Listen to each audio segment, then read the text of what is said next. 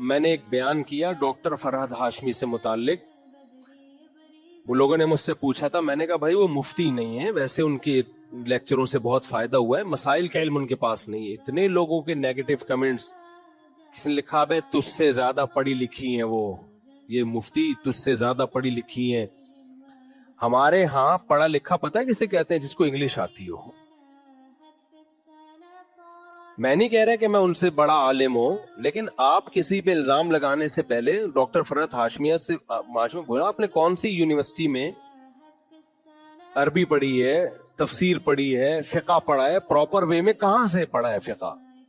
ٹھیک ہے آپ کو درس قرآن آتا ہے اور ہم ان کی خوبی کو مان رہے ہیں, اس کی وجہ سے بہت ساری لڑکیوں نے پردہ کیا ہے, لیکن کسی کو کل بنا دینا, ہمیں آپ جاہل کہو. ملک کے سارے علماء جاہل ہو گئے جو اتنے 20-30 سالوں سے مدرسوں میں بخاری پڑھا رہے ہیں, فقہ پڑھا رہے ہیں, قرآن پڑھا رہے ہیں, سب کے مقابلے میں ایک خاتون کے فتوے کو ترجیح دینا, یہ عقیدت میں غلو ہے.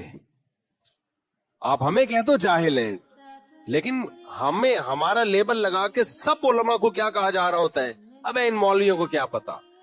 تو وہ پڑھا لکھا ہونا ہماری نظر میں پتا ہے پاکستانی کس کو, جس کو انگلش کے کچھ الفاظ بیچ میں آ گئے ہیں آپ کی اسپیچ میں, لوگ کہتے ہیں یار ایجوکیٹڈ پڑھا لکھا آدمی ہے. بھائی پڑھا لکھا ہر فیلڈ کا الگ ہوتا ہے. ڈاکٹروں کا پڑھا لکھا وہ ہوتا ہے جو میڈیکل سائنس میں ماہر ہو, جتنی مرضی انگلش بولتا ہو.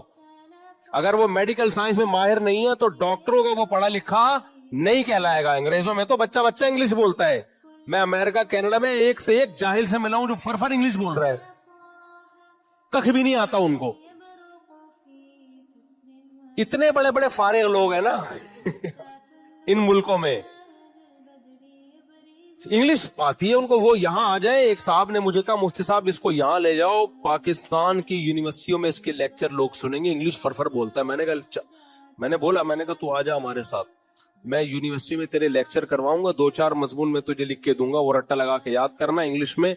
لوگ کہیں گے آج نہ ڈاکٹر اسرار, نہ ڈاکٹر ذاکر نائک, نہ مفتی تقی عثمانی, اگر کوئی ہے تو یہ ہے, حالانکہ وہ بالکل کیا ہوگا, فارغ.